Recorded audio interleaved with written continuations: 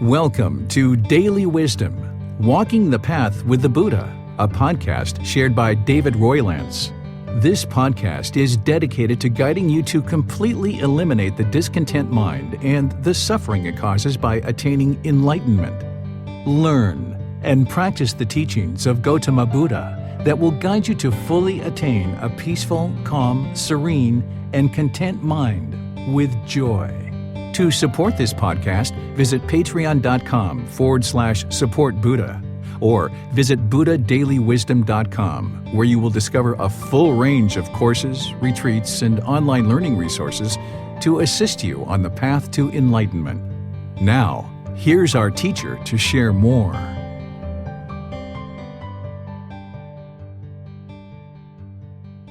Okay, I'm going to get started by welcoming everyone. Welcome to Wat Tung Yu. Welcome to everyone who's joining online as well. Today is our group learning program where we're going to be starting with meditation to be able to help train your mind. But then we're going to move into a talk on chapter 18 from our book, Developing a Life Practice, The Path That Leads to Enlightenment. Chapter 18 is titled God's Creative Action, You Have Free Will. This is where you learn about this being of God, of how you can either get to enlightenment with a relationship with this being or without a relationship with this being. Sometimes people think that the Buddha rejected God or denied the existence of God. Sometimes you'll hear this from different people. And this is just a misunderstanding that these individuals haven't actually penetrated into the teachings of the Buddha very closely to be able to see that the Buddha actually did teach about this being. It's just that the Buddha didn't make this being the center or the focal point of his teachings, because it's not this being that determines whether you get to enlightenment or not. It's you that determines that. So the Buddha essentially put you at the center of his teachings. So you could actually have a relationship with this being and get to enlightenment, or you could choose to not have a relationship with this being and still get to enlightenment. And I'm going to explain to you guys those two different scenarios of how you would be able to do that. Because depending on what you've learned in your life, you might have learned things like to fear God, or that God punishes you or rewards you, or that God has some plan or destiny for you. And you're going to learn about these kinds of things and understand that these things aren't actually true. So welcome to our class today, whether you're joining for the first time or you're joining regularly. And at the same time, I'd like to invite you to join for meditation. We're going to start with some chanting in order to ease the mind into meditation. Then afterwards, I'm going to share some guidance to be able to help you during the meditation. Then there's going to be a period of time where we're just meditating together. Then there's going to be a period of time where we come out of that with some more chanting, and that's where we'll start today's class. So welcome to everyone here at the temple. Welcome to everyone who's joining online as well. And if you'd like to join for meditation, take whatever position is comfortable for you. Arahang Samma Sambuddho Bhagava Bhutang Bhagavanang Apivateyami Savakato Bhagavata Tammo Dhammang Namasami Supatipano Bhagavato Savaka Sangho Sanghang Namami Namo Rasa Bhagavato Arahato Samma Sambuddhassa Namo Rasa Bhagavato Arahato Samma Sambuddhassa Namo Rasa Bhagavato Arahato Samma Sambuddhassa Iti piso Bhagava Arahang Samma Sambuddho Vicacaranang Sammuno สคาโตโรกาวิตุอนุเตโรปุริสาดามาสติสตาตาวามนุสนังปุโตภาควาติ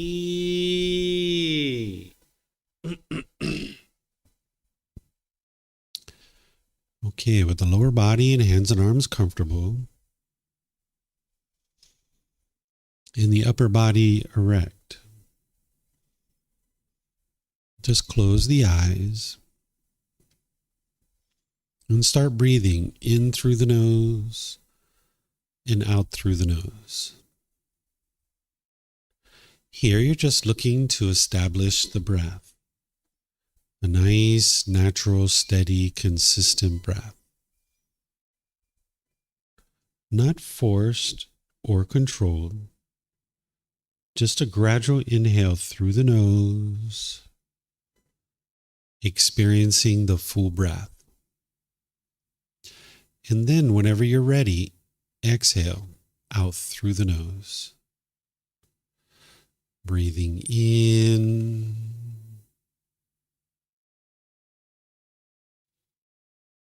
and out.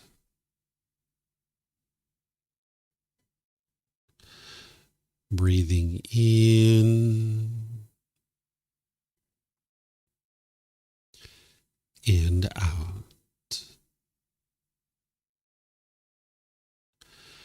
Your breath may not match up with the guidance that I'm providing, and that's okay.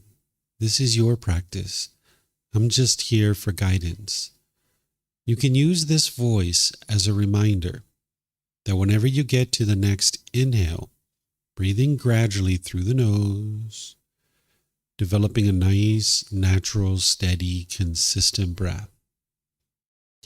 And then whenever you're ready, exhale out through the nose, experiencing the full breath. Breathing in and out. Breathing in and out.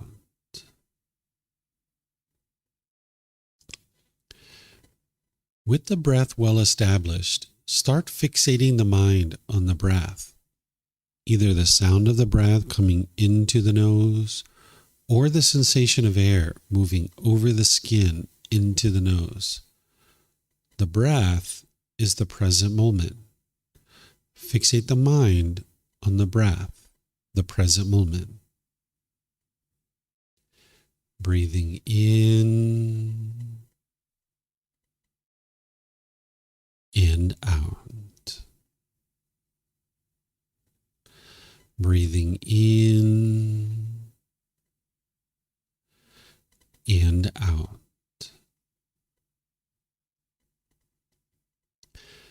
With the mind fixated on the breath, whenever you notice that it moves off the breath, cut that off, let it go, and come back to the breath, the present moment.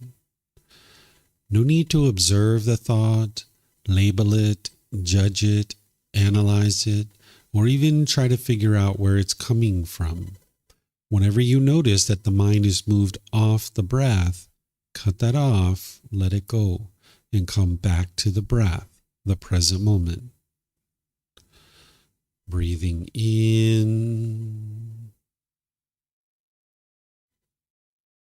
and out.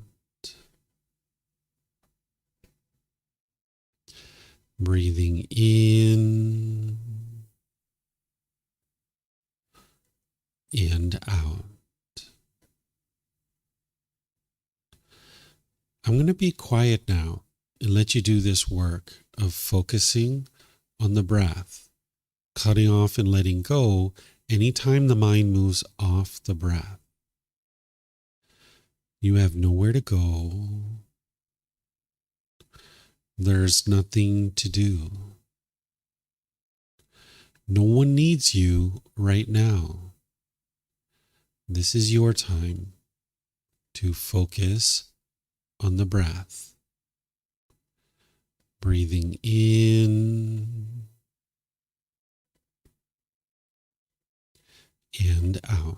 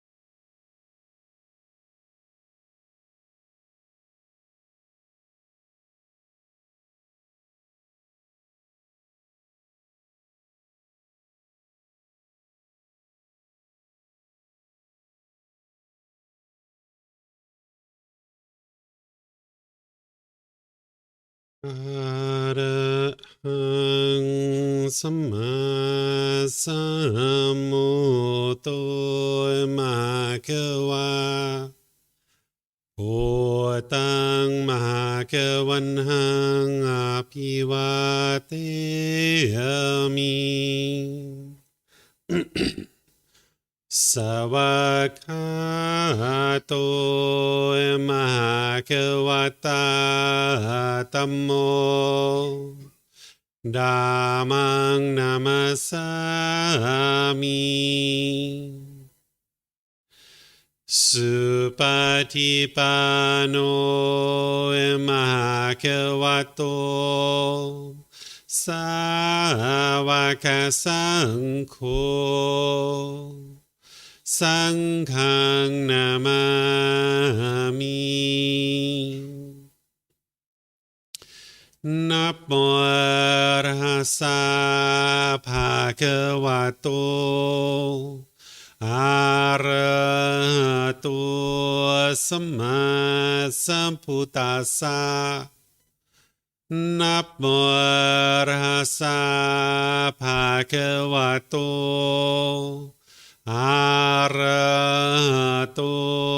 Samma Sambuddhassa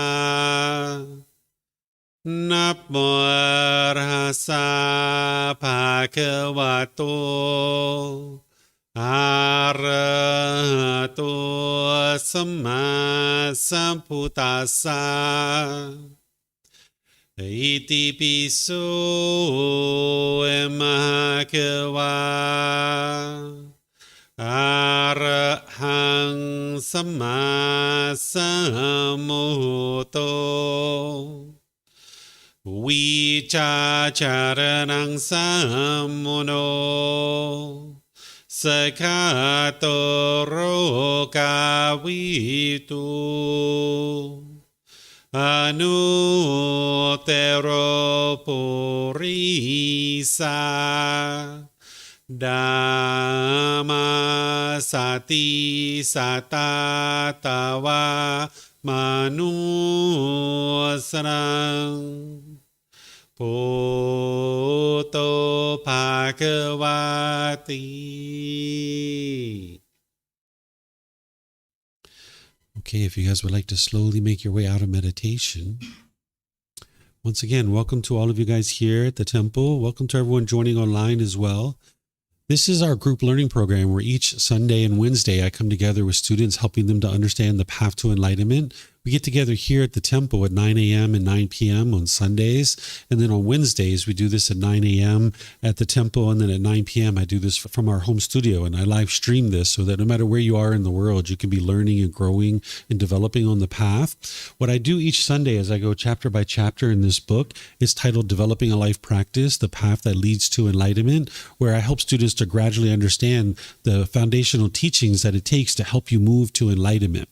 What enlightenment is where the mind's completely peaceful, calm, serene, and content with joy.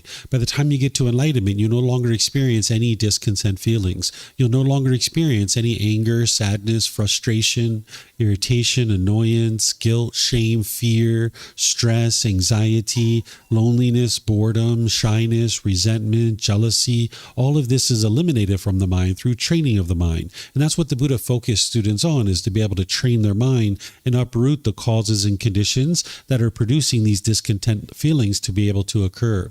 You're eliminating certain pollutions out of the mind. This is coming through training of the mind. And as you're doing that, you'll notice that the mind's focused, you'll have concentration, clarity, deep memory. These are all qualities that you start to experience more and more coming into your mind as you train your mind.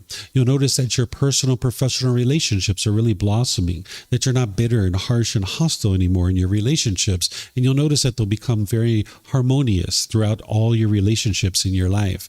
You'll get to a point where you're not even in a bad mood anymore. It's physically impossible for you to experience that. So that's what the Buddha focused his students on, is actually training the mind and being able to get to this enlightenment mental state, where there's these qualities and others as well. And I help students to be able to learn that all throughout the various programs and courses and retreats that I share. But here in chapter 18, this chapter is titled God's Creative Actions, You Have Free Will. This is helping you to understand about this being of God. Because what the Buddha did is he actually taught you the natural laws of existence, of how to train your mind to get to this peace and joy. But it's not based in God. Sometimes people think that the Buddha rejected God or denied the existence of God. You'll hear people say this from time to time, but this is a misunderstanding. Those people haven't really penetrated into the original teachings of the Buddha deep enough to be able to see that he actually taught about this being. But he didn't put this being at the center of his teachings, because it's not this being that determines whether or not you get to enlightenment or not. It's you that determines whether or not you get to enlightenment. So he put you at the center of his teaching so you can learn and grow and develop. But he did teach about the world around you. This is part of the path to enlightenment, is to understand the world that you live in. One of the reasons why the mind is experiencing the discontent feelings is because it lacks wisdom about how your mind functions in the world around you. Essentially, when the mind is experiencing stress or anxiety, there's a certain lack of wisdom that the mind has about the world, and it's struggling and having difficulties. Just like we did when we were children, we lacked wisdom of the natural law of gravity, so we struggled and had difficulties. We made unwise decisions. It led to unwholesome results for us, where we fell down and we bumped our elbows and we broke our toys and we hit our head and we cried and cried and cried because we lived in a world that we didn't understand. But slowly but surely, we gained wisdom of this natural law, and we could see the truth for ourselves that this is actually a true, real natural law. We don't believe in the natural law of gravity. We can actually see it for ourselves. It's right there, right? So none of the teachings of the Buddha are based in belief, including the topic that I'm going to be teaching tonight about God. The things that I'm going to teach you, you'll be able to independently verify. The Buddha didn't try to prove or disprove whether God exists. He's not trying to convince anybody of any particular thing. He trained his mind to get to this peaceful and joyful mental state, and then he helped other people to be able to experience that too, by helping them to understand what did he do to be able to experience that mental state. And if people would like to learn that, great, they're welcome to learn that. But if not, then that's their choice too. So I'm going to share with you guys this topic of God's creative action. You have free will, so that if you're interested in getting to enlightenment with the relationship with this being, you can do that. And if you're not interested in having a relationship with this being, you can actually still get to enlightenment that way too. But there's certain things that you need to learn about this being if you're going to be able to either have a relationship with this being or not, because oftentimes people have been taught that this being controls you, or it punishes you or rewards you, or that you should fear this being, or that you should worship this being. These are different things that people have been taught, and oftentimes we're misunderstanding true reality of what's really occurring in the world. That's what the unenlightened mind has. So I'm going to share with you guys some teachings that are going to help you to understand this being. And I'm going to pause a few times and see if anybody has questions here at the temple, or anyone joining online. You guys can ask any and all questions that you like. If you'd like to ask questions here at the temple, we have microphones here in the center of the room. If you could just get a microphone and take it to your seat. If you press the gray button, you're going to see the lights come on, and you can hold it up to your chin, and we'll be able to hear you here at the temple, and they'll be able to hear you online as well. If you speak here without a microphone, they won't be able to hear you online. And then if you'd like to keep these mics with you, you're more than welcome to, because you might have more than one question, or someone around you might have a question, and you can just share it with them.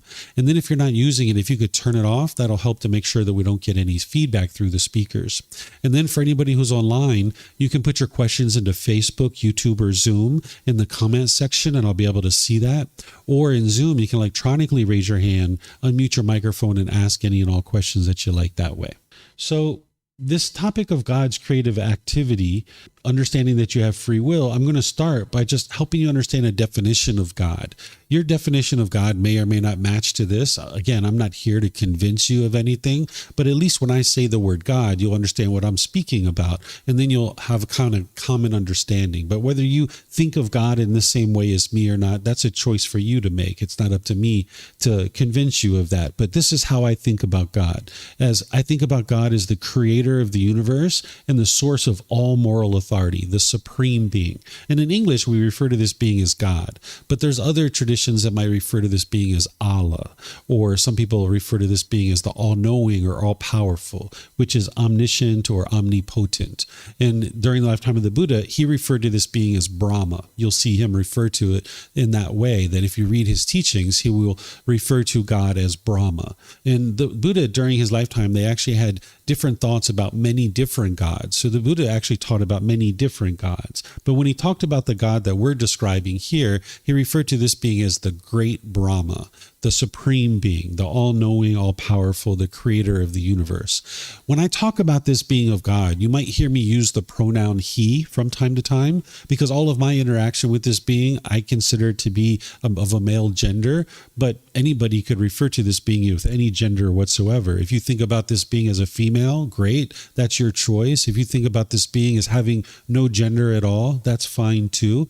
The Buddha during his lifetime did mention in his teachings that he considered this being to be of a male gender as well. But whether you consider this being to be that way or not is up to you. But at least you'll know that when you hear me refer to this being maybe occasionally as a he, you'll understand why, is because I think of this being as a male gender.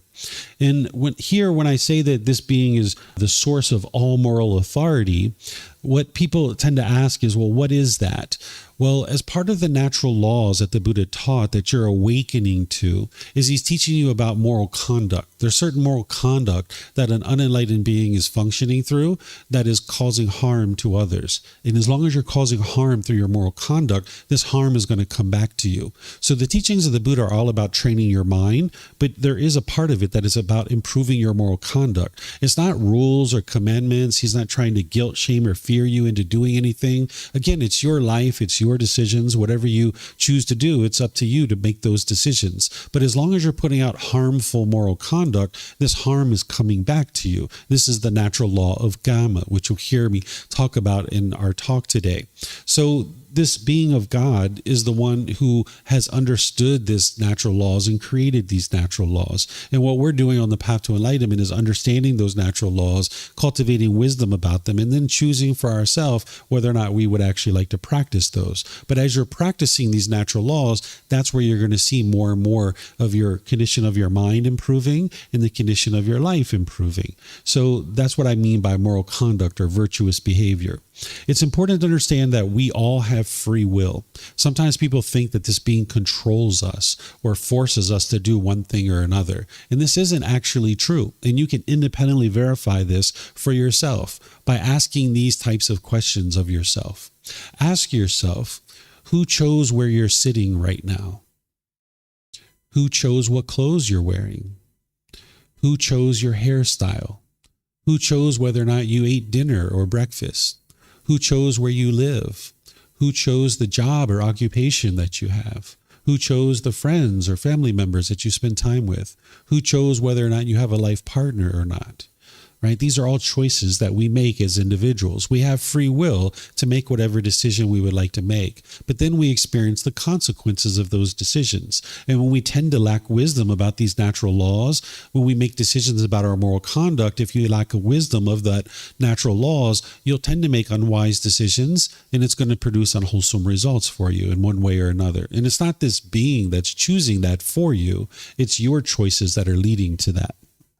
So God doesn't grant enlightenment. It's a practitioner's own decisions through their own wholesome choices to learn and grow and develop on the path that actually leads to this enlightened mental state. So this is a definition of God.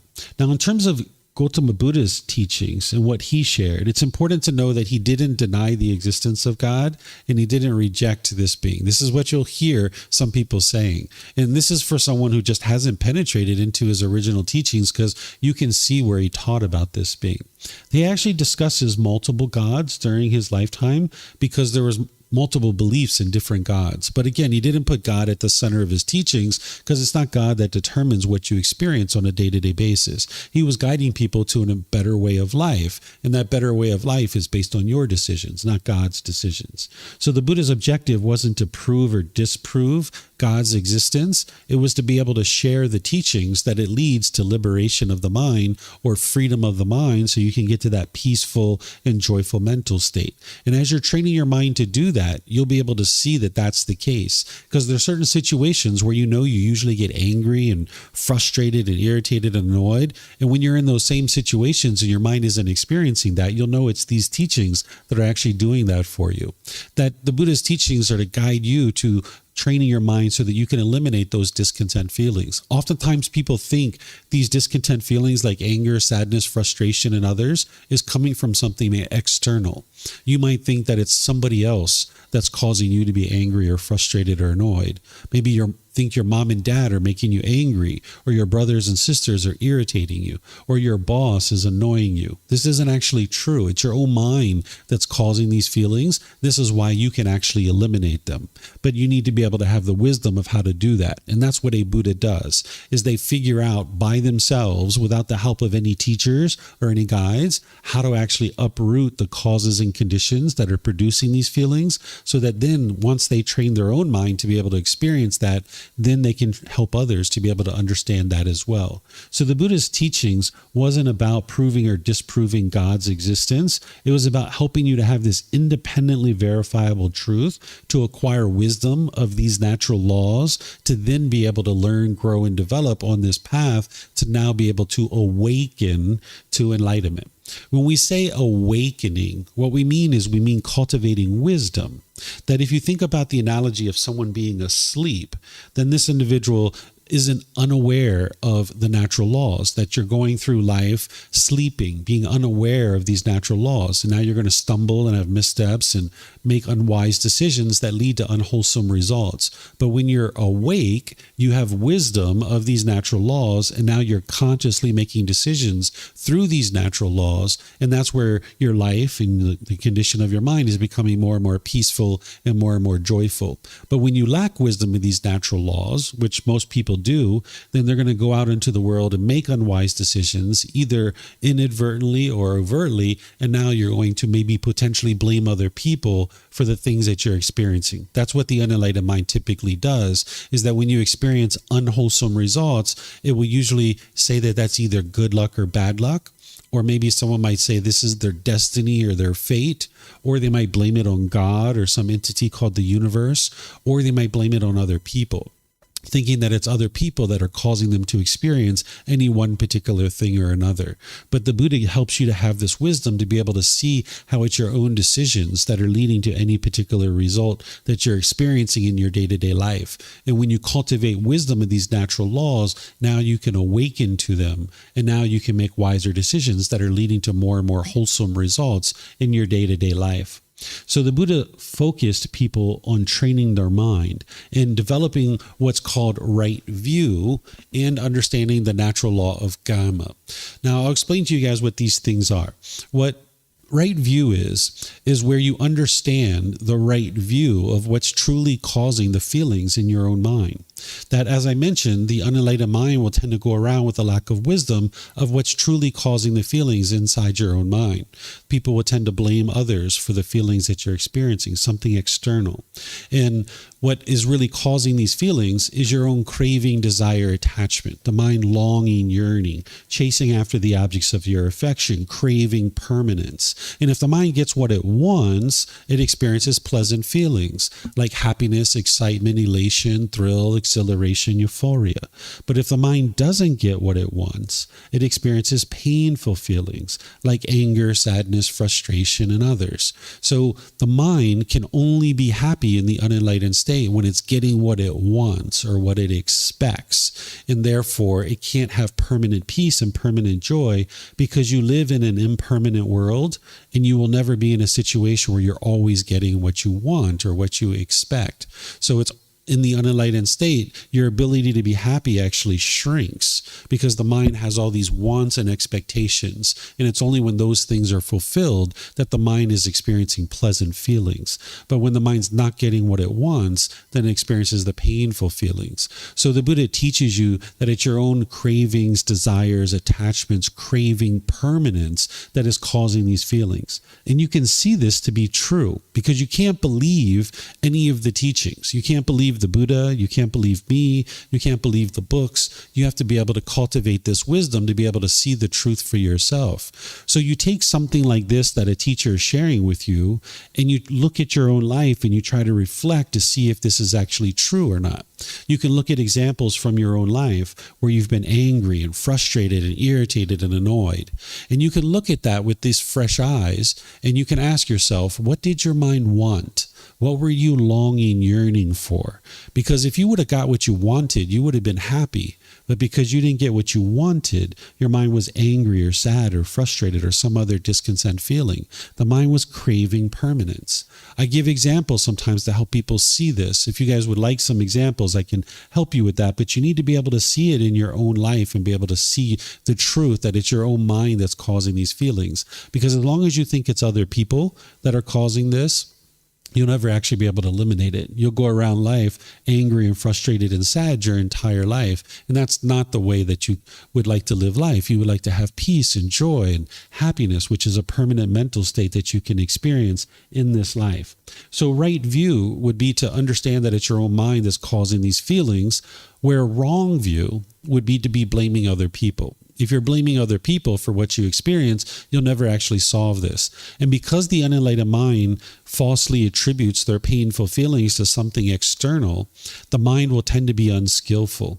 It'll tend to push people away, or it'll push the situation away, or it'll be bitter and harsh and hostile with your intention, speech, and actions. Or an individual will put its expectations on someone and try to control them and force them to do things their way. So as long as the mind's doing this, it can't experience permanent peace and joy, and they can't experience harmonious relationships, because the mind will push people away or be bitter, harsh, and hostile, or put its expectations on someone. And you can look at your life and you can see where these things have occurred. You haven't actually solved the real problem, that the mind is still becoming angry or irritated or frustrated or annoyed. So there's a better way of life, and that's what the Buddha taught. In this natural law of karma is what the Buddha is helping you to be able to awaken to and cultivate wisdom about. This is the cause and effect, or the action and result, the results of your decisions. There's nothing mystical or magical with this natural law. It's not punishments and rewards. It's literally the results of your decisions. As you make decisions either wisely or unwisely, it will produce either wholesome results for you, or wholesome karma, or unwholesome results, or unwholesome karma. Now, some people refer to this as karma. You might have heard that word. That's from the Sanskrit language, where the original teachings of the Buddha are in the Pali language. So we use the word karma. That's the Pali word. But it's pointing to the same natural law.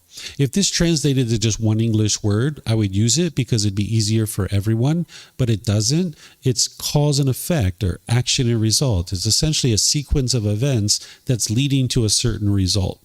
When you make decisions either wisely or unwisely, you're going to experience either wholesome or unwholesome results, or unwholesome or wholesome karma. So the Buddha is helping you to be able to awaken to this, so that you can now see the causes in the decisions that you're making that's leading to any unwholesome result that you're experiencing. Because this is actually very empowering. If you continue to think that it's good luck or bad luck that's leading to any result that you're experiencing, or that it's destiny or fate, or that it's God or some entity called the universe, or that it's other people that are causing you to experience this, that means you're stuck. Because you can't change any of those things. You can't change good luck or bad luck. You can't change destiny or fate. You can't change God or some entity called the universe. And you can't change other people to do things your way. But when you understand that whatever you're experiencing in life is based on your own decisions, if there's anything that you don't particularly care for that is occurring in your day-to-day life, all you need to do is cultivate wisdom, make different decisions, and you'll experience different results. But if we blame these other things, then there's never the cultivation of wisdom, so there's never the improvement of decisions, and you tend to keep experiencing the same things over and over and over and over again. So it's not God that's causing the things that we experience, it's our own decisions. And we all have free will, and based on our decisions, we will experience certain results. So understanding the Buddha's teachings about this free will, I've got some of the words of the Buddha here to be able to help you see where he's talking about this. So I'll read this to you and help you to be able to understand it. It's pretty clear, it's pretty straightforward, but there's a few things in here that you need to have some other knowledge about. Like, for example, an ascetic is someone who's given up worldly life and has gone off into a life of homelessness to be able to try to train their mind to get to enlightenment. You don't need to do that in order to be able to get to enlightenment. But during the lifetime of the Buddha, that was very popular, that people would leave the household life, because 2,500 years ago, it was very challenging to live in the household life. Just to get water in your house, it was like 3 or 4 or 5 hours, maybe 2 or 3 times a day to carry buckets of water from the well to your house. Right? This was like an all-day affair almost in some cases, depending on how far away you lived from the water source. Nowadays, we just walk over to a spigot and we turn the water and boom, we've got the water, right? Just making clothes and having the ability to wear clothing, it was a really big feat to be able to just create clothing 2,500 years ago or acquire food.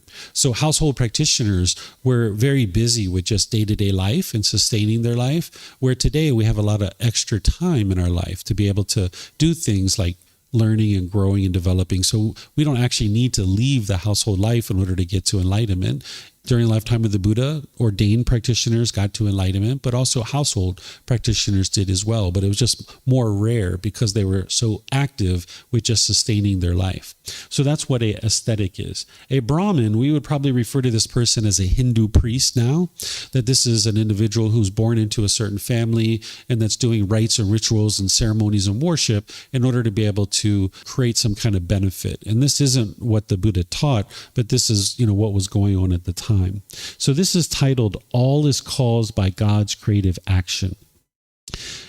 The Buddha says, "Then, monks, I approach those ascetics and Brahmin who hold such a doctrine in view as this: whatever this person experiences, whether pleasure, pain, or neither pain nor pleasure, all that is caused by God's creative activity. And I said to them, is it true that you venerable ones hold such a doctrine in view? When I ask them this, they affirm it. Then I say to them, in such a case, is it due to God's creative activity that you might destroy life, take what is not given, indulge in sexual activity, speak falsehood, produce argumentative speech, speak harshly, indulge in idle chatter, that you might be full of longing, have a mind of ill will, and hold wrong view?" So I'm going to pause here for a second. The Buddha, you might think that he's the only one teaching during his lifetime, right? Because if a Buddha existed during your lifetime, you'd probably be interested in learning from that person. But not everybody knew that he was a Buddha during his lifetime, because a Buddha doesn't go around performing a bunch of miracles in order to try to convince people of who they are. Instead, they just share their teachings, and their teachings are independently verifiable, so people can verify that their teachings are true. So there were other people who were teaching besides the Buddha. It wasn't just him. So he would sometimes come in contact with ascetics and Brahmins who were learning from other people. And when he did, he's saying, hey, I asked these people, is it true that you think that whatever you experience, pleasure, pain, or neither pain nor pleasure, that is all caused by God? And these people said, yes. They said they affirmed it, right? And then the Buddha says, okay, well, essentially, if it's God that is causing you to experience all of these things, is it also God that causes you to kill, to steal, to have sexual activity, to speak falsehoods, to have argumentative speech, to speak harshly, to indulge in this idle chatter, and then being full of longing? This is the craving, the desire, the attachment. Have a mind of ill will. This is like hatred and anger and hostility. And hold wrong view, meaning have a lack of wisdom. And of course, it's not because of God that these kinds of things are occurring. It's one's own decisions. It's our own free will that chooses to do these things or not.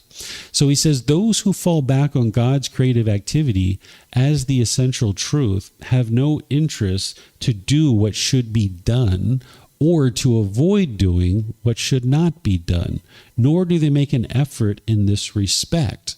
What he's saying is, if you think God is the one who's producing all the calamity in your life, then you're not even making the decision to improve your life and do what should be done and make wise decisions in your day-to-day life, because you think that everything you experience is because of God. So therefore, you're not even growing and learning and developing to make wise decisions or not make wise decisions, because now you're thinking that everything you experience is from God.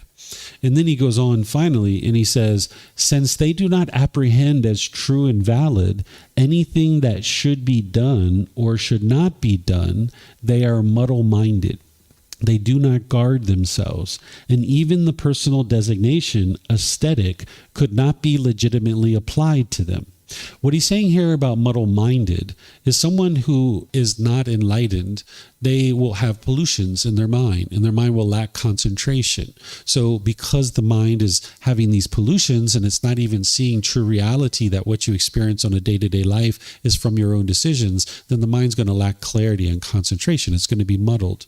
Then he says they do not guard themselves. What he means by this is that mindfulness or awareness of mind is your guard. That this is kind of almost like a virus scanner that's looking over your hard drive, and then whenever a virus comes onto your hard drive, it isolates it and quarantines it, and then it cleans it up and gets it off your hard drive. So your mindfulness or your awareness of mind is like that virus scanner. Your mindfulness overlooks your mind. It's aware of your wholesome thoughts, but also your unwholesome thoughts. And when you have an unwholesome thought, the Buddha teaches you to cut that off and eliminate it and clear it out of your mind. And if you do this enough, then you won't have any unwholesome thoughts. And that's what's guarding your mind. So the Buddha is saying that these individuals aren't guarding their mind because they don't understand that it's their own mind that's producing all these unwholesome thoughts. Then he goes further and he says the personal designation aesthetic could not be legitimately applied to them. If you were an ascetic during the lifetime of the Buddha, you were on the path to enlightenment. So what he's saying is, you're not even on the path to enlightenment if you think God's the one who's causing everything that you experience, because you're not even doing what you need to do in order to cultivate wisdom and make better decisions in your life. So this is the Buddha teaching about this being of God. This is just one location. There's many places where he teaches about this being of God. So you can see that the Buddha didn't deny the existence of God or reject God. He actually taught about this being, but he doesn't put this being in the center of his teachings. And he has other things that he says about this being God too, but he's just helping people to be able to understand this being. In terms of what people are oftentimes taught about this being, we're going to get to that here in a moment, but there's a few things that the Buddha didn't teach that kind of are applicable to this topic of God. There's obviously many teachings that the Buddha shared. His teachings are in 45 books that are about this thick. It's referred to as the Pali Canon.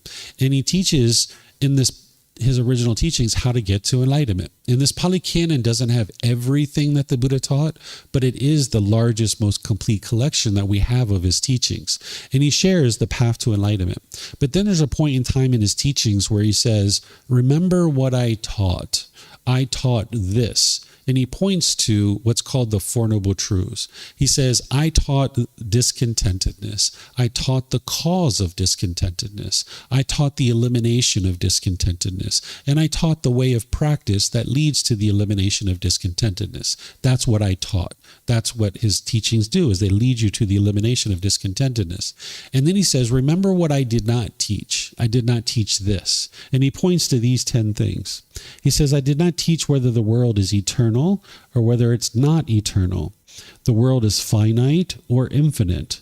The soul is the same thing as the body, or the soul is one thing and the body is another. He actually doesn't even teach whether there is a soul or there isn't a soul. He just leaves it as an undeclared teaching. And then he says, after death, the Tathagata exists. After death, the Tathagata does not exist. After death, the Tathagata both exists and does not exist. After death, the Tathagata neither exists nor does not exist. The Tathagata is the Buddha. This is how he referred to himself. He didn't go around telling everybody that he's a Buddha. He referred to himself as the Tathagata. This means the one who's discovered the truth, or the one who shares the truth. That's what this word means. So essentially what he's saying is that once you get to enlightenment, because he was enlightened, he's not going to declare whether that individual exists after death or they do not exist, or these other options here as well.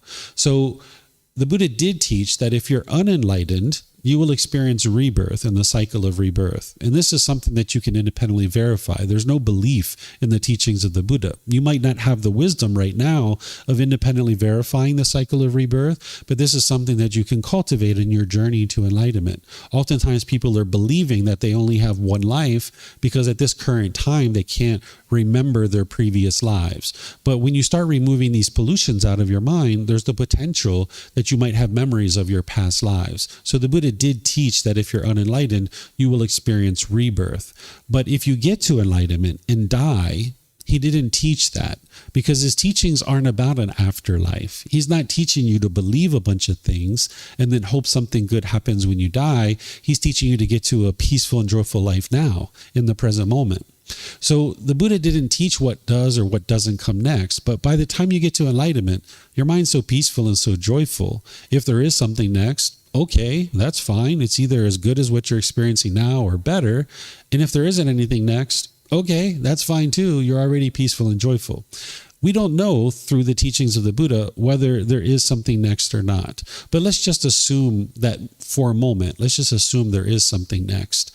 If the Buddha taught that, and this was that wonderful thing, some maybe miraculous and wonderful thing that's going to come after enlightenment, in the present moment, in the unenlightened state, your mind would start longing, yearning for that. You would really want that thing, right? And now if the Buddha described that, you're basically stuck in this infinite loop that you need to eliminate your craving, desire, attachment, your longing, your yearning, but you can't ever eliminate it because you want that thing that is coming after enlightenment. So you need to be able to get to the point where you're peaceful and joyful in the present moment. What the unenlightened mind does is it always thinks the grass is greener on the other side. It's never content and happy with the current amount of money that you have. You want more money. Or you're never happy with the current car that you have. You want a bigger one. You're never happy with the current boyfriend or girlfriend that you have. You want a different one. You're never happy with the current house that you have. The mind might want a different one, right? So this is the mind longing, yearning. It's never content in the present moment. It's like the grass is always greener on the other side. So whether there is something after enlightenment or not, the Buddha never taught it. He left it as an undeclared teaching, in my opinion, very wisely, because then you can focus on what's really important, which is getting to the peace and joy now in the present moment, where your mind is not longing, yearning for something else. So these are undeclared teachings from the Buddha. And it's helpful to be able to understand these because depending on what you've learned in other places, you might have been taught certain things that are opposite of this, and you need to be able to get to the point where you understand what the Buddha did not teach. Now, in terms of the question of how to get to enlightenment with a relationship with God, I'm going to teach you that, but then I'm going to teach you how to get to enlightenment without a relationship with God too. But let me first share with you how to get to enlightenment with a relationship with God, because you can do that, but you need to be able to understand some things that maybe you've been taught in the past aren't actually true. They're misunderstandings. So as long as you are understanding these things, having a relationship with God won't hinder you from getting to enlightenment. But again, depending on what you've been taught, you might need to be able to see something beyond that. So first, if you're going to have a relationship with God and get to enlightenment, you're going to need to have right view, which you understand everything that you experience is coming from your own decisions. And maybe you can't see that right now, and that's okay. But as you journey on the path to enlightenment, you're going to need to be able to get to the point where you understand that it's your own mind that's causing these feelings. It's not God that's causing the feelings that you experience, and it's not God that's causing the day-to-day things that you experience in your day-to-day life, that it's your own decisions that are leading to that. Because if you've been taught that God controls what it is that you experience, this isn't true reality. And if that was the case, why would you ever do anything to learn and grow and develop and make wiser decisions through cultivation of wisdom? So you're going to need to cultivate and develop and establish what's called right view and practice that regularly, where instead of blaming other people for the things that you experience or God or somebody else, that you look inward and you figure out what are the decisions that I made that led to this thing. Because if you can figure that out, and sometimes you need the help of a teacher to be able to see that, if you can figure that out, then all you need to do is cultivate wisdom, make different decisions, and you'll experience different results. But if you never do that, if you just keep blaming God perhaps for what is being experienced, then you're still living in wrong view, and you wouldn't be able to have a healthy relationship with this being because you'd be blaming this being for the things that you're experiencing. And sometimes we do that in our relationships. We might blame our life partner for the things that we experience, or we might blame our kids or our parents or our brothers and sisters. So if your mind's used to doing that, you could very easily do that with this being too, and that's not something that is going to lead to a healthy relationship, is blaming others for the things that you experience. Then if you've been taught to have craving, desire, attachment to obtain things from God through prayer, you're going to need to understand that that's not the way the world works, that this being is not like a genie in a bottle where you can sit down and you can pray to this being and ask for favors or ask for things from this being. And as I share with people, don't believe other people, but I teach you don't believe me either. Right? You need to be able to see the truth for yourself. If you've been taught that God grants wishes through prayer, you need to be able to test that and see that for yourself. In fact, we can test it right now, right? I can put my hands together and communicate with God through prayer, and I can say, "Dear God, can you give me $3 million because I would like to give this money to the Thai people so that they can afford to purchase food and clothing and shelter and medical care. Please, please, please, please, God, give me $3 million, please." It hasn't come yet, right? It's not here. So obviously, this is not true. We can test it for ourselves and see that this doesn't occur, that God is not a genie in a bottle. But oftentimes we're taught that way, that we should long and yearn and request things from God, and now we're going to miraculously experience that. But more and more, what you can see through the natural law of dhamma, that whatever you acquire in life is coming through your own decisions. That's the cause and effect, the action and result. That if you go to school and you get an education, or you go learn a trade or something like this, and you can get a job, now you can make decisions wisely to earn an income and earn money, or purchase a house or clothing or food. This is all coming from your decisions. It's not coming from God's decisions. So if you've been taught that God is a genie in a bottle, you're going to need to be able to see the truth about this, that this isn't actually true. And that might mean that you decide to change the way you pray if you choose to pray. Prayer is like communication with God. It's like having a conversation with God.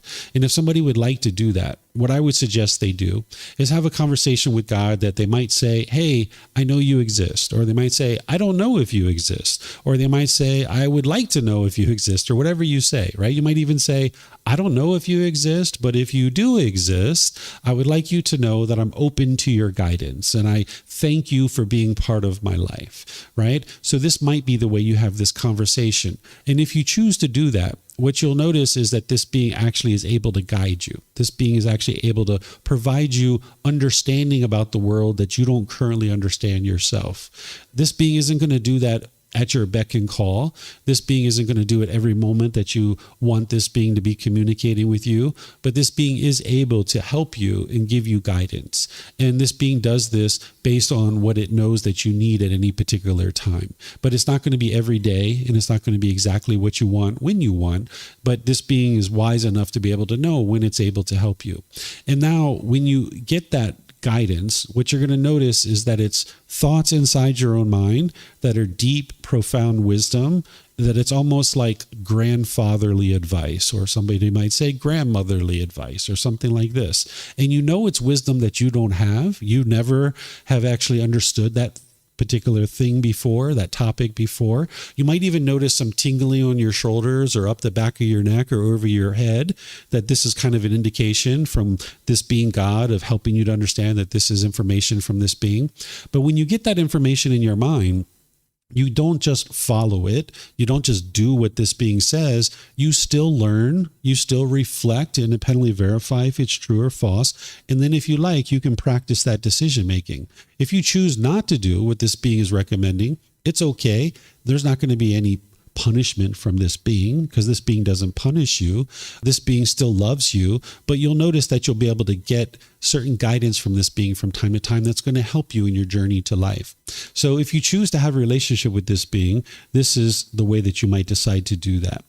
And just like you might have a relationship with your neighbor, right? And it's nice to have a relationship with your neighbor, because if you would like to borrow some salt, or if you're going on vacation, you can say, hey, would you mind looking over my house for a little bit? It's nice to have a good relationship with your neighbor.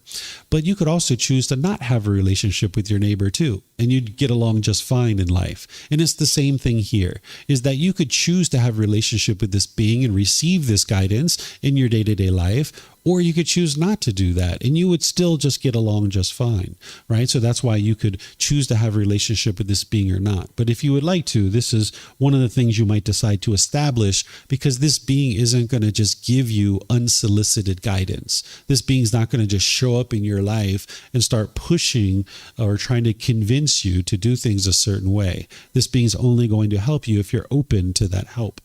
Sometimes people have been taught to have this craving, desire, attachment to be with God, potentially in heaven. They think that after this life, if you believe a bunch of things, that then you're going to exist in heaven permanently with this being. But you can look around the world and you can see that there's no such thing as permanence in terms of the material world around us. Everything is constantly changing. This is a universal truth that the Buddha teaches and that you can independently verify. You can see we started out with a certain number of people in the class, and now there's a different number. This is just impermanence. That's all that is, right? Or, today it was raining at one point and then it stopped, and then it rained again and then it stopped, right? This is just impermanence. That's all that is. So the world around us is constantly changing, and you can see that as a universal truth and independently verify it.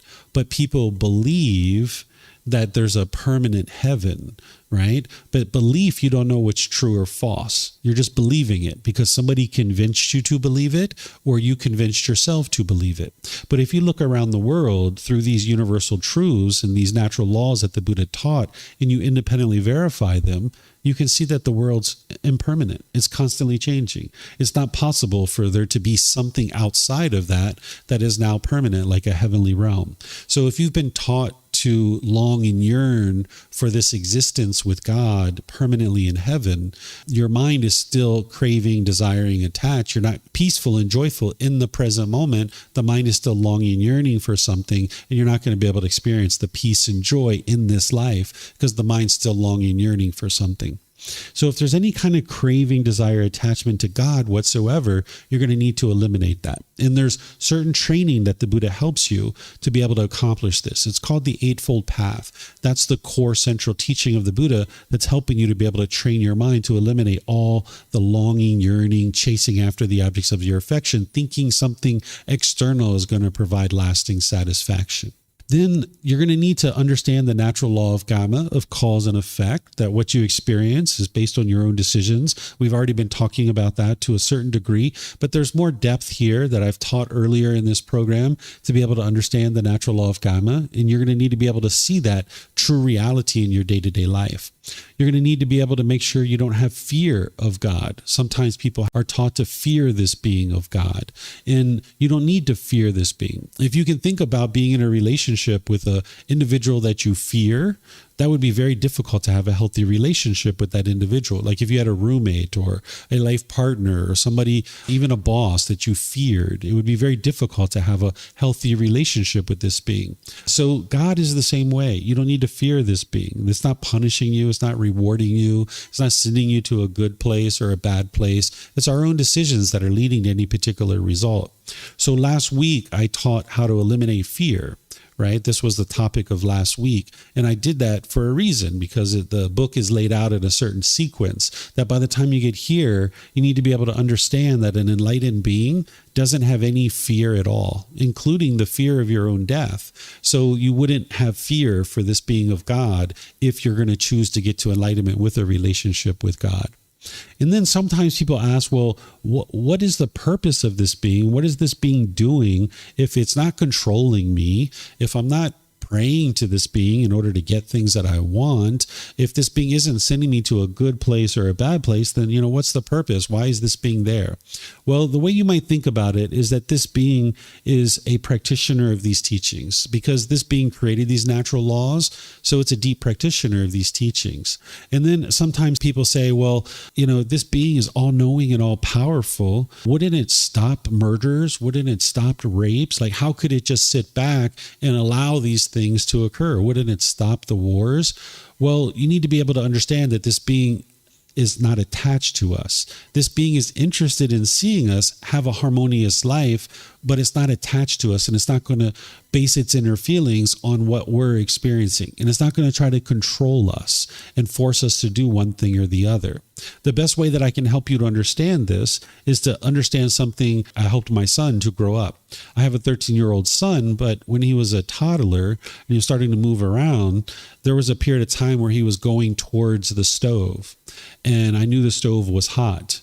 And at first I pulled him back from the stove and I said, no, this is hot. Don't touch the stove. But of course he couldn't understand me because he didn't have that level of understanding yet. So then he went towards the stove again and I pulled him back. I restrained him. I was like, no, don't touch the stove. It's hot. You're going to get burned.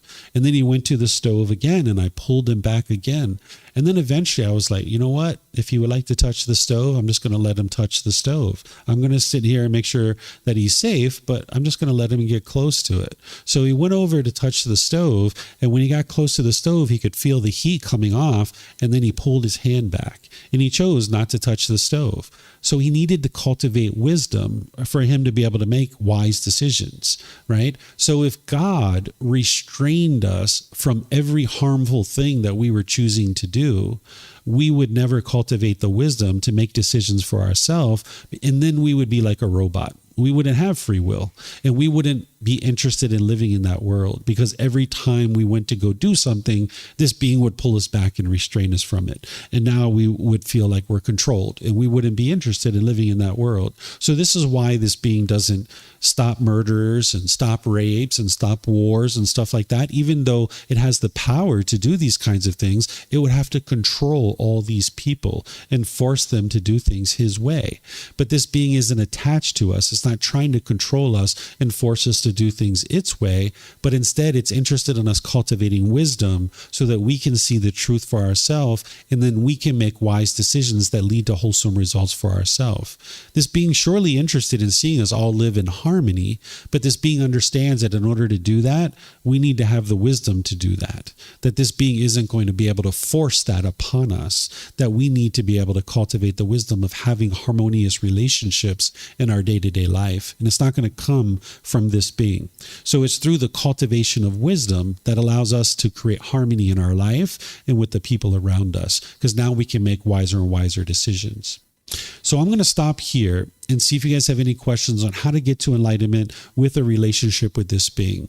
And then afterwards, we'll talk about how to get to enlightenment without a relationship with this being. So if you guys have questions here, you can use the microphones. And then for anybody online, you guys can put this into Facebook, YouTube, or Zoom, or you can raise your hand in Zoom and ask any questions that you like.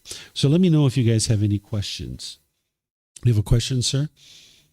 So you said that it's possible to attain enlightenment without being an ascetic, right? Mm-hmm. How is it possible for us to live a normal life, having a car, a house, a partner, and for my mind, it's natural to have cravings, having this normal life. And if it is possible to attain enlightenment this way, why exactly the monks can't have a partner, or why can't they choose what to eat? And these kind of things. Okay, sure. So the craving, desire, attachment isn't the material object itself, like the mobile phone. That's not the craving, desire, attachment. It's the way that the mind longs and yearns for it, craving for it to be permanent. So now when you lose it, when it gets stolen, when you misplace it, when it breaks, if you're craving permanence, now you'll be discontent when you realize that it's not permanent, that it breaks, gets stolen or lost or what have you. But you can learn and you can train your mind to get to the point where you understand that this phone is not permanent. And now if it gets lost, if it gets stolen, if it breaks, you're not discontent, even though you have the material object. So it's not the material objects in our life like cars, houses, money. Those aren't the attachments. It's the way the mind longs and yearns for it, craving for it to be permanent. Now, in terms of a life partner, an individual who's on their way to enlightenment, they might have actually decided to have a life partner at some point. And that's one of the ways to extinguish your craving. Like if you have a craving for a life partner, one of the ways to extinguish it is to cut it off and let it go and train your mind to not have a life partner. That's what the monks are doing. Another way is to fulfill it. That if you have a life partner, now your mind can be trained to let this go and not have a craving for permanence. By the time you get to enlightenment, you won't be having sex with that life partner anymore, but you can get to the second stage of enlightenment and still be having a sexual relationship, and your mind will be quite peaceful in that second stage of enlightenment, but you're still going to experience discontentedness because there's certain times where you're going to get sex and you're going to feel great about that. And there's certain times where you can't get sex and you'll be frustrated and annoyed, right? So eventually, by the time you get to the third stage of enlightenment, you will have eliminated your craving for sex. And one of the ways to do that is to also fulfill it, because eventually you get old enough where you've had enough sex. You're like, been there, done that. Like, how many times do I need to do that? Like, I've done that multiple ways with different people, and yeah, it's fun and it's enjoyable, but done it enough. It's kind of like ice cream. When we were kids, like, we thought ice cream was the best thing ever. We couldn't get enough of it. But eventually we're like, ice cream's okay. We can eat ice cream and be fine. But sexual craving is a bit different. Like, you can get to enlightenment and still eat chocolate ice cream and these kinds of things. But if you're having sex, there's only one goal for that, that's to get to this heightened state of pleasantness in the mind, and there's stimulation of the body in order to be able to get to that. And that's the ultimate goal. And that's what's essentially happening. Some people say, no, we're making love, we're showing our affection for each other. Yeah, I understand that. That's, part of what we're doing. But at the end of the day, we're trying to get to this pleasant, heightened feeling with the orgasm, right? So by the time you get to enlightenment, you could have a life partner, but you just wouldn't be having sex. And it's not about what you can or can't do.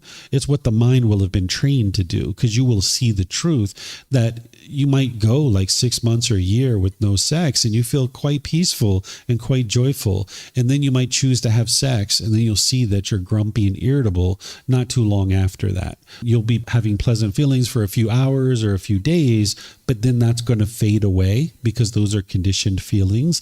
And then your mind's going to end up back in the irritability or the grumpiness. So as a household practitioner, you can train your mind to have certain material possessions, but you don't crave for them to be permanent. And you can have relationships, and you can train your mind to not be attached to them, meaning forming your feelings based on these relationships. The ordained practitioners, they're living in a different lifestyle. There's this household practitioner lifestyle, and there's this ordained lifestyle. There's not just one way to live life. There's these two different lifestyles. The ordained practitioners, they're eliminating all these objects in their life, like a house, a car, a job, clothing, partners, and relationships. And that's one of the ways to train the mind in a very abrupt way to be able to let go of its attachment, is you distance yourself from the object that it's attached to, and now you train your mind to let it go. That is one of the options that you have, is to be ordained and do it that way, but you don't have to. It's not required to do that. What the Buddha taught them in terms of not picking their food, the reason why they're doing that is they're training their mind to not have sensual desire. That one of the things the mind has craving, desire, attachment about is food. So if you have certain flavors that you like on your tongue, now you really get excited when you have those flavors, but these other foods, you push them away. This is aversion. This is because the mind has a craving for this, but it doesn't like this. It sees this as agreeable, but it sees this as disagreeable. So by the time you get to enlightenment, you just see food as something that nourishes the body, not something to please the tongue. Of course, by the time you get to enlightenment, you will eat food and you will know it's enjoyable. Wow, that tastes very good. But then every once in a while, you're going to have food that doesn't taste good because of impermanence. But you can still eat it and you won't be grumpy. You won't be irritable. You won't be frustrated. You just understand, like, yeah, some food tastes good. Some food doesn't. But the purpose of this food is to nourish the body. And now let me just eat this food because that's what I need to do in order to nourish this body. So the ordained practitioners are just walking down the street accepting food so that they don't make a choice about what it is that they eat. And now it helps them to train their mind to not have sensual desire. And a household practitioner can do the same thing. You can go into a restaurant and you can talk to the food server and you can say, hey, what do you recommend that I order here? And they'll say, oh, I recommend you order the mushroom burger. Okay, great. I'll have that. And you didn't even pick it. And maybe you don't even like mushrooms, right? Or I recommend you get the eggplant parmesan. Okay, great. Maybe you don't like eggplants and now you just eat it because that's what they picked. Or maybe you're at a table with 3, 4, 5, 6 different people and everybody orders, but before they order, you already know whatever Barbara orders, I'm just going to order that same thing that she orders. I'm not going to allow this mind to be able to choose what it is that I pick to eat. And that's replicating the same things that the monks do. So you can actually train your mind to not have this favoring and opposing of food by training your mind this way. Okay, so if I got it right, basically regarding the material things, if we have that, if we own an object, but we accept whatever happens to that object, to get broken, to lose it, to get stolen from us, is it okay? And it's not about what's okay or not okay. It's about what you need to train the mind to be able to do, right? So you would like to get to the point where you're not craving for these things to be permanent, that you understand that it is impermanent, because that way, when this phone breaks, you won't be upset about it. It's like, okay, well, the phone broke. I guess I need to get a new one. Do I have money to do that? Not so much. I'll probably get a used one. Let me go buy a new phone, right? And it'll get a used one. Or maybe I get a new phone. Maybe there's a special deal, but you won't be upset with the fact that this broke, right? So training your mind to get to enlightenment is to train your mind to no longer experience discontent feelings.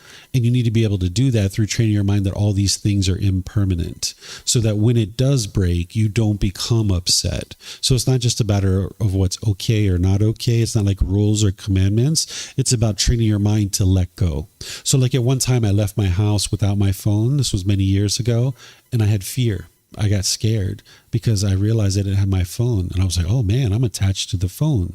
So I started leaving it at home intentionally so that I could go outside and train my mind not to have this fear. And then one time I left the phone by accident at home after I'd done this training, and there was no fear, that I was completely fine because I had trained my mind to do that. And then about a year later, the phone actually broke. And I started laughing. I was like, that's funny. Like, yeah, it's impermanent, of course. Unfortunately, my wife had another one that I could just use her phone. I didn't have to go buy one. But that's what you'll be able to experience, is that you'll see situations where your mind is getting discontent, but then you'll train it to let that go. And now in the future, when you're starting to experience these situations, you're like, in the past, I used to get really fearful when I would leave the house without the phone. But the mind doesn't do that anymore because you've trained it to let go, where before it was holding on and craving for that phone to be permanent. So is it kind of accepting that it's impermanent? So if it happens, I knew it could happen. It's about seeing the truth of it. Okay. This word accept to me is a little bit diminishing, because I've heard other people use it too, right? They say, just accept that the fact that it's impermanent. It's like, yeah, we know that it's impermanent. It's the truth that it's impermanent. And because our mind is in craving for it to be permanent, therefore we can be peaceful and joyful. So we can understand this intellectually, right? But you need to be able to train your mind to do it, right? Because I don't know if your mom's still alive, but when she dies, you might be sad, right? That's because you're attached to her, wanting her to be permanent, right? So you can actually get to the point where your mind has let go. that you appreciate and have gratitude for this woman that was in your life, but you're not sad at the time of her death. Because it's not your love that's causing the sadness. It's the craving for permanence. So it's one thing to sit here and talk about it and say you need to be able to see the truth that your mom is impermanent, but it's a whole nother thing to train your mind to let go so that when she does die, you can maintain your peace and maintain your joy and just have appreciation that she was part of your life. Okay. And one last one. You also said that in this second stage of enlightenment, you still can have some discontentment. So you can only have no discontent feelings on the third or fourth level of enlightenment? At the fourth stage is where the mind's actually enlightened. That's where the mind's fully purified of all the pollutions. That in the second stage of enlightenment, you've only eliminated 3 of the pollutions and you've thinned out number 4 and 5. That's why you're still experiencing discontentedness. But by the time you get to the third stage of enlightenment, you've eliminated 5 of the pollutions and you'll be experiencing like 3 months of peace and joy, but then you'll feel a little bit of ickiness. Or you'll go 6 months with peace and joy and you'll feel a little bit of awkwardness, like for 30 seconds or so.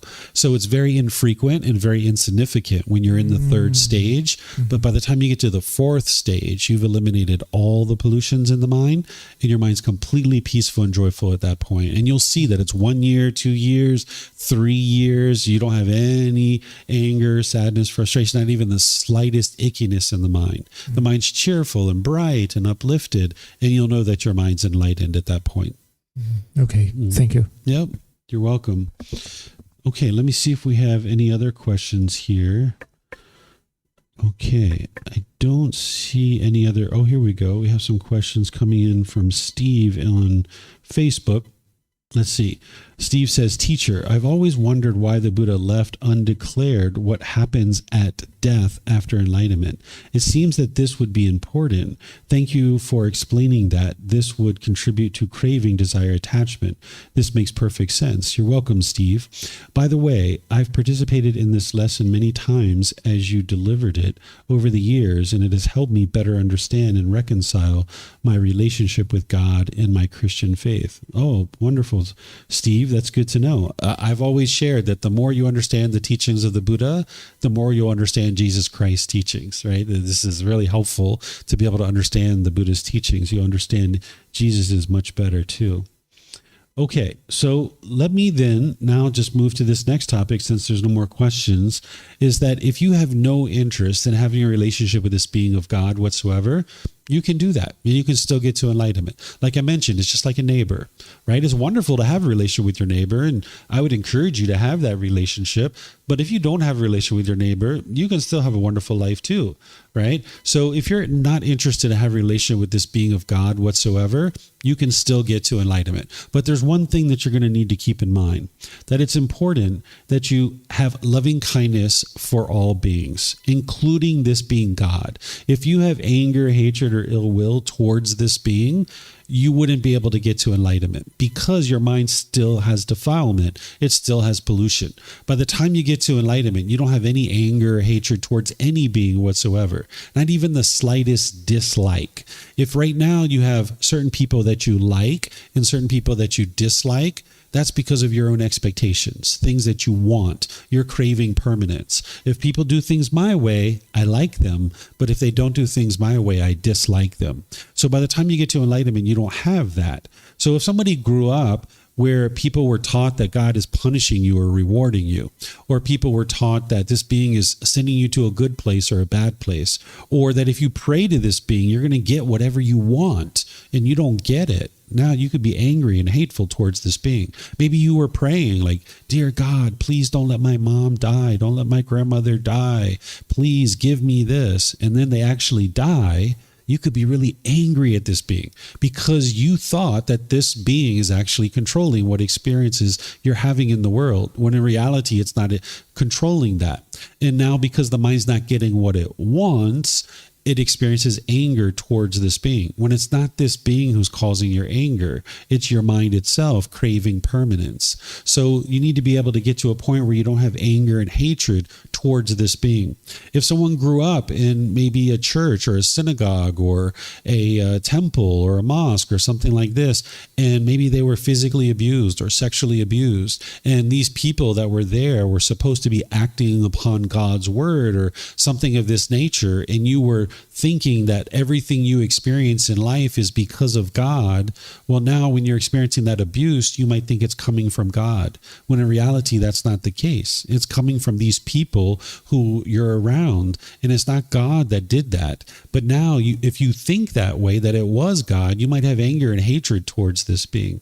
So you need to at least get to the point where you don't have that anger and hatred. And the Buddha teaches you methods of how to do this with loving kindness meditation and practicing loving kindness and cutting off and letting go anytime this anger and hatred is arising. So whether you choose to have a relation with this being or not is a choice for you to make. But you need to at least get to the point where if you're not going to have a relation with this being, that you don't have anger and hatred towards this being. Because if you try to keep this anger kind of bottled up in the corner of your mind, and you think you're only going to be angry towards this being and this one person or this one individual, this one being, it's not going to work that way. That's going to bubble up and it's going to come out towards other beings too. So your mind's not free. It's not liberated if you still have anger and hatred towards this being. So these are the things that you'll need to learn and understand in order to be able to either get to enlightenment with a relationship with this being or without a relationship with this being. And it's your choice to make because it's your life, it's your journey, it's your path to enlightenment. Teachers are like tour guides, just pointing out for you the things that you need to learn and understand in order to be able to experience that enlightened mental state. So I'm just going to pause here and see if you guys have any questions on this part of the talk about how to get to enlightenment without a relationship with God. So let me know if you guys have any questions. Okay, I'm not seeing any questions anywhere. All right. So what I'll do then is I'm just going to end by thanking all of you guys. Thank you for coming to class. Thank you for your interest to learn and grow and develop. Next week, we're going to be in chapter 19, which is titled The Difficult Human Existence, Sickness, Aging, and Death. This is where you're going to learn about the life story of the Buddha and these impactful observations that he had of sickness, aging, and death that led to his journey to enlightenment. Because oftentimes it's sickness, aging, and death that an individual struggles the most with, either your own sickness, aging, and death, or the people around you that you're close to. You might really struggle during those periods of time. But the Buddha figured out why your mind struggles and how to actually fix that. So we're going to talk about the life story of the Buddha and these motivating factors that he decided to then go get to enlightenment based on sickness, aging, death, and this other observation as well. So whatever you guys choose to do today, have a very wonderful and lovely rest of your day. Again, thank you for joining, and perhaps I'll see you guys in a future class. Be well and take care. Sawadee krap. Thank you for listening to this podcast. To provide support for this podcast, visit patreon.com/support Buddha. To access more teachings, visit buddhadailywisdom.com. There, you will discover a full range of courses, retreats, and online resources to assist you on the path to enlightenment. Remember to establish a daily, consistent meditation practice, along with learning and practicing these teachings. A well-developed meditation practice is the foundation in which to train the mind to attain enlightenment.